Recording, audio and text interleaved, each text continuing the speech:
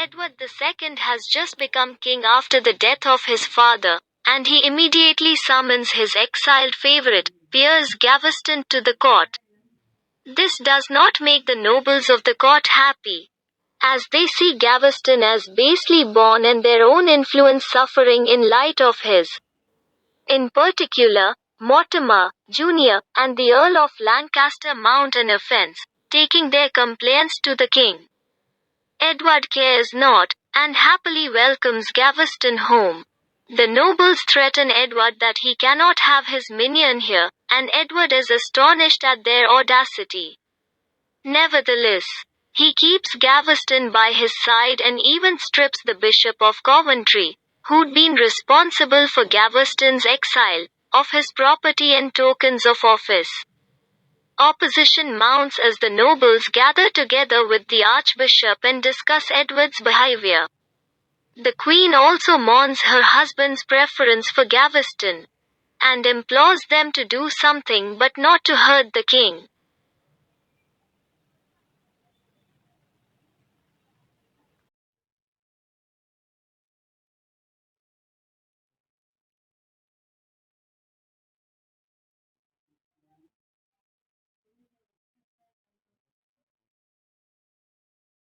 The nobles draw up a document exiling Gaveston again and force Edward to sign it.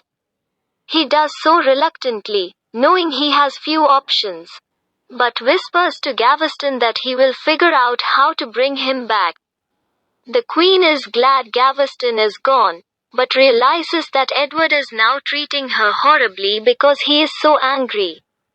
She decides it would be marginally better if Gaveston were back, and takes her plea to Mortimer. Mortimer, who is romantically interested in the Queen, listens to her and decides she is right. They should bring Gaveston back and simply endure his obnoxiousness if it will calm Edward down. Besides, if Gaveston does not behave, Mortimer tells the others, they can take care of him. The Queen informs Edward that Gaveston is being recalled. He nearly weeps with joy and embraces her. He then appoints the nobles to high positions and they are confident that things will be better now. Mortimer is the only one who privately grumbles to his father that he is not appeased. In Act 2, plans are put into place for Gaveston's return.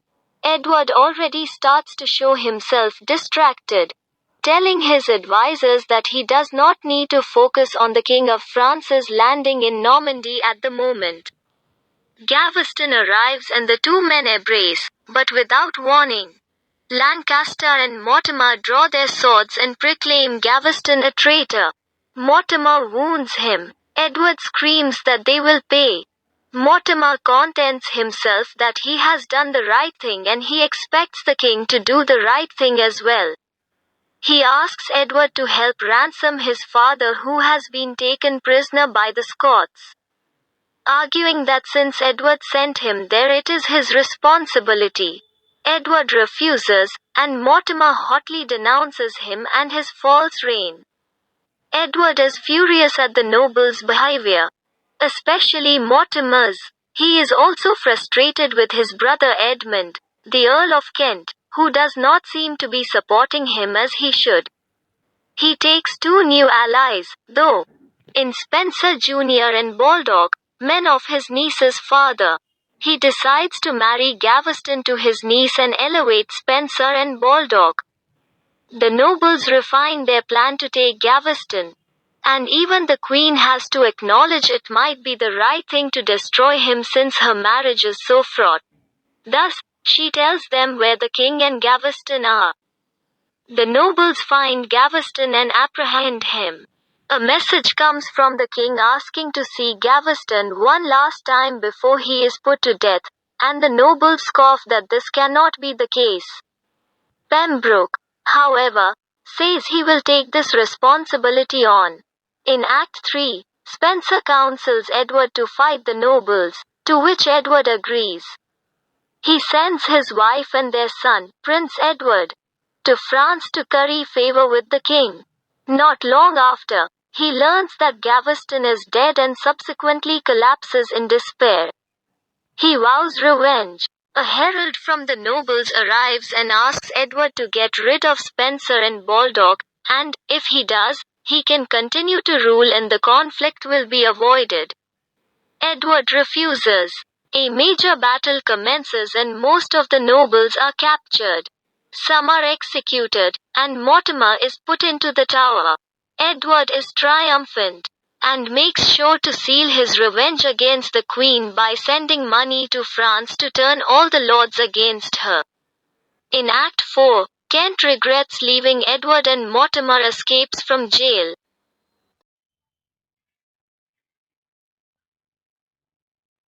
In Act 4, Kent regrets leaving Edward and Mortimer escapes from jail.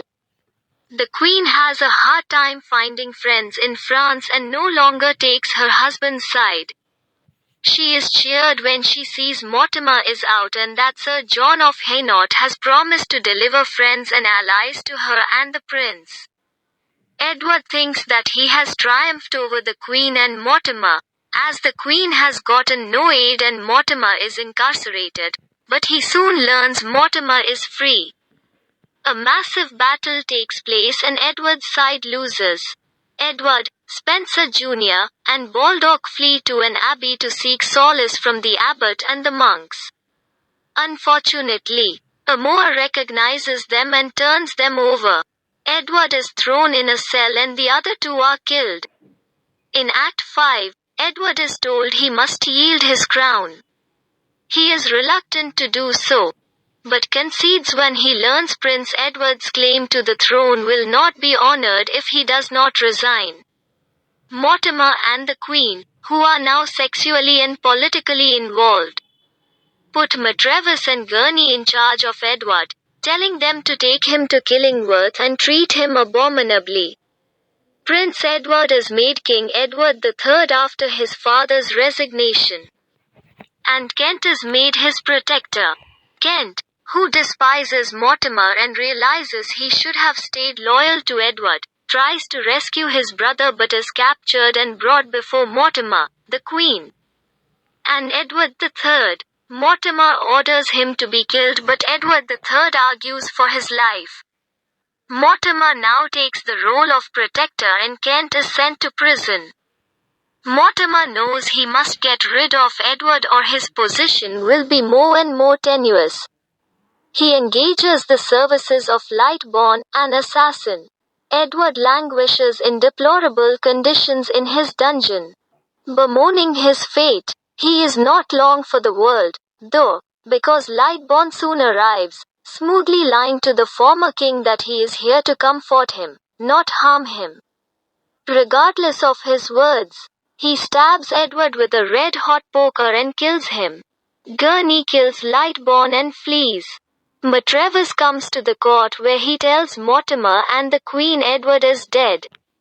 Their jubilance is short-lived, for Edward III learns of this as well and is preparing to avenge his father. He and his lords approach Mortimer and the Queen and Edward III accuses Mortimer of treason and murder, showing Mortimer his own words for Gurney which he'd been made privy to. Mortimer knows Gurney has betrayed him and asks for no sympathy. Edward III announces Mortimer will be beheaded and his head will rest atop his father's hearse. He orders his mother sent to the tower to await trial. At the end of the play, Edward III weeps over his father's hearse.